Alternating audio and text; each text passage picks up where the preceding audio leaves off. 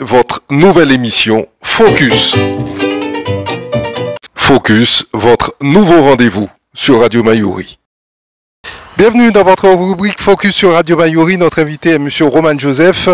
Vous êtes étudiant à l'EGC, École de commerce et de gestion de Guyane. Bonjour. Bonjour. Avec vous, nous allons parler de l'IHEDN. Alors, pour nos auditeurs et internautes, qu'est-ce que c'est ? Alors l'IHEDN, c'est l'Institut des hautes études de défense nationale. Donc c'est un institut qui est sous gouverne du Premier ministre, où on va discuter de questions de sécurité nationale, où on va sensibiliser les membres de la France sur les sujets de défense nationale. Voilà, en gros ce que c'est. Cela fait à peu près un an depuis que vous avez rejoint cet institut. Comment s'est passée l'adhésion ? Alors, il y a des membres de l'AR30, d'accord, des membres de l'IHEDN qui sont venus à l'EGC pour nous présenter l'Institut, pour nous présenter l'expérience. Donc, il faut savoir qu'il y a des sessions qui sont organisées tout au long de l'année. Et alors, l'année dernière, la session revenait en Guyane, une session qui ne s'était pas organisée depuis un moment. Donc, moi et mon camarade qui malheureusement n'est pas là, nous avons décidé d'y aller et de tenter l'expérience. Alors c'était une session qui réunissait plusieurs profils, allant du militaire au chef d'entreprise, et ça m'a aidé à mieux approfondir mes connaissances, que ce soit sur le territoire guyanais, mais dans toute la zone des Antilles, sur des sujets comme la défense nationale, sur des enjeux économiques, militaires, mais aussi sociétaux. Vous étiez plusieurs à postuler, on sait que vous êtes deux à en faire partie, mais au départ, est-ce qu'il y avait beaucoup plus de candidats ? Alors malheureusement non, nous n'étions que deux. En tout cas à l'EGC. Donc on peut dire que c'est un sujet qui n'est pas assez porté dans la jeunesse guyanaise. Mais il y a du progrès, j'en fais l'image. Et on va dire qu'il y a encore du travail à faire sur cela, mais on va y arriver. Alors sur la question par exemple de l'autonomie stratégique européenne, c'est quelque chose qui vous sensibilise, cela vous parle quand on est en Guyane ? Alors on peut se dire qu'on est un peu éloigné de l'Europe, d'accord, mais donc la Guyane est un bout d'Europe en Amérique, et donc ce sont des sujets qu'on évoque, donc au travers de la France bien évidemment, parce que donc on va évoquer des sujets de l'influence de la France dans la zone américaine, et aussi dans la zone antillaise. Et donc voilà, donc on va dire qu'on va plus rester centré sur des sujets autour de la Guyane, pour les conférences que j'ai assistées en tout cas. Mais bien évidemment on parle aussi de l'Europe, sur des sujets comme sur l'Ukraine, sur des sujets un peu plus globaux. Ce sont des conférences qui se déroulent principalement en ligne ou en présentiel également parfois ? Alors il y a la possibilité de faire les deux, d'accord. Donc on a des visioconférences qui se déroulent en France, donc on ne peut pas tout le temps faire le déplacement, donc on a la possibilité de regarder en ligne. Et il y a des conférences sur place dans différentes communes de Guyane. Donc il y avait eu des conférences à Sinamari dernièrement, mais la majorité se font à Cayenne. On peut par exemple les faire au sein de la CCI, voire même à l'hôtel du Mercure à Montabo. Vous êtes en deuxième année à l'EGC Guyane. Quels sont vos projets, vos ambitions en termes d'études et en termes également de carrière professionnelle ? Alors exactement, je suis à l'EGC Guyane, donc en deuxième année. Et alors j'ai décidé de faire mon cursus post-bac en Guyane, parce que je suis guyanais déjà. Et je me suis dit qu'il faut arrêter de faire partir nos jeunes, dont j'en fais partie. Mais je veux porter ma pierre à l'édifice. Je suis sûr que si la jeunesse reste en Guyane, on peut apporter notre soutien au développement de la Guyane. Et en termes d'avenir, je souhaite, comme je l'ai dit, apporter ma pierre à l'édifice, que ce soit en créant mon entreprise. Voilà, donc en soit aider le territoire guyanais à grandir. Alors a priori, on ne voit pas trop le rapport entre le commerce, le marketing et des questions d'actualité ou de culture générale comme la compatibilité avec l'OTAN, l'impact de la guerre en Ukraine ou encore la souveraineté européenne, on en parlait tout à l'heure. Vous êtes trompé d'orientation ou vous comptez vous rediriger plus tard vers les sciences politiques ou le journalisme ou d'autres secteurs encore? Alors, donc j'ai toujours été intéressé par tout ce qui est géopolitique, sciences politiques, mais bien sûr que tout ce qui est aspect défense nationale, géopolitique, donc on va dire que tous les secteurs vont être reliés à la défense nationale. Et donc on va dire que non, je ne me suis pas écarté, mais donc voilà, donc tout a un lien au final. Alors au-delà des conférences auxquelles vous participez, est-ce que vous bénéficiez également de formation? Alors non, il n'y a pas de formation spéciale. Alors j'ai pas bien compris la question. Il y a des formations qui sont dispensées au sein de... Exactement. Alors on va dire donc ça va pas vraiment être des formations.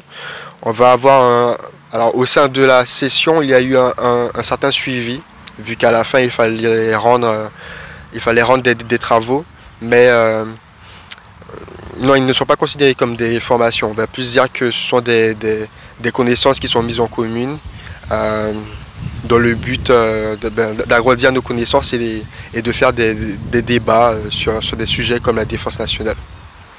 Est-ce qu'on vous apprend par exemple à élaborer une stratégie? Une stratégie de défense? Non, alors malheureusement non, on va dire non. On est en contact avec des militaires, mais ce genre de sujets ne sont pas réellement abordés. Ils vont être rapidement frôlés, mais on va dire que non, il n'y a pas de réelle discussion sur des stratégies à mettre en place. Des exercices peut-être de mise en situation? On a des simulations, oui. On a des simulations. Donc on a déjà eu l'occasion de le faire avec un des régiments. Mais donc on n'y participe pas vu que nous sommes civils. Mais certains militaires qui sont membres de l'IHEDN peuvent faire des simulations de combat. Est-ce qu'il y a des partages d'expériences entre les membres? Ah oui, essentiellement oui. Ça va être énormément de discussions sur leur expérience, sur leur vécu. Alors il y a beaucoup de militaires de fonctions qui vont passer en Guyane, donc qui vont parler de leur expérience, de leur carrière. Donc on va dire que oui. Oui, il y a beaucoup de personnes qui vont nous partager leur vécu et surtout nous donner des conseils. Et voilà. Est-ce qu'on peut parler également de croisement de points de vue ou encore de décloisonnement des savoirs? On va dire que oui. Les conférences servent à ça en soi, mettre en commun nos connaissances grâce au fait qu'il y ait une grande multitude de profils. Donc, en soi, par les débats et par les conférences, on aura une sorte de biographie de tous les profils. Donc on va pouvoir mettre en connaissance toute notre expérience. Et c'est pour ça que j'ai choisi aussi de faire ces sessions. Et voilà. Est-ce qu'il y a un caractère collégial des travaux qui sont menés au sein de l'IHTN? Alors collégial, En fait, de travail en équipe, de développer un relationnel également? ah oui, vu qu'il y a énormément de travaux de groupe, là, donc on va avoir des comités qui vont nous servir à travailler en commun, puis à donner des travaux sur des sujets précis. Donc oui. Intégrer l'IHEDN, c'est une opportunité de développer peut-être de la confiance en soi, de travailler sur sa discipline, travailler également sur la rigueur.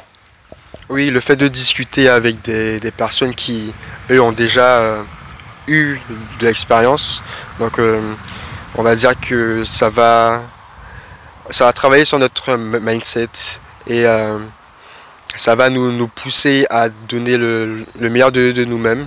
J'ai pu être en contact avec des personnes formidables comme Axel Lupeda, qui a lui-même déjà créé son entreprise en Guyane. Et bien évidemment, ça ne fait que nous motiver à aller jusqu'au bout. Donc, ouais. Il y a une volonté également, à travers cette adhésion, de s'inscrire dans une sorte de schéma d'excellence. On peut dire ça parce que au sein de l'IHEDN, donc on a des profils qui sont qui sont bien gradés. On va retrouver des militaires qui sont disciplinés, qui ont une certaine aura. Donc on peut dire qu'ils vont nous influencer et au travers de cela, on ne peut que grandir et devenir meilleur. Alors vous êtes que deux en Guyane à faire partie de l'IHEDN, donc à représenter en quelque sorte la jeunesse guyanaise. Je suis tenté de vous demander, mais pourquoi que deux jeunes? C'était le quota? Alors nous sommes deux étudiants. Après, il y a d'autres jeunes qui sont déjà dans de la vie active. Voilà. Donc on va retrouver plusieurs autres Guyanais, mais ça reste encore peu. Et donc on y travaille. Il y a déjà eu un certain lien entre le GC Guyane qui va mettre en place avec l'IHEDN des conférences qui vont permettre de sensibiliser la jeunesse. Donc on va dire qu'il y aura de plus en plus de jeunes et d'étudiants par ailleurs.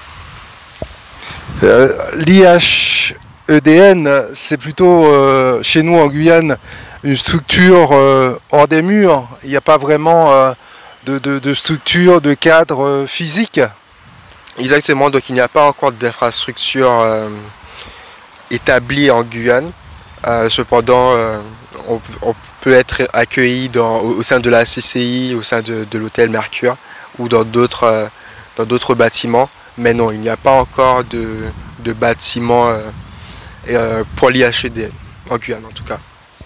L'IHEDN a été créé en 1936, donc c'est une structure qui est connue, reconnue, qui a fait ses preuves.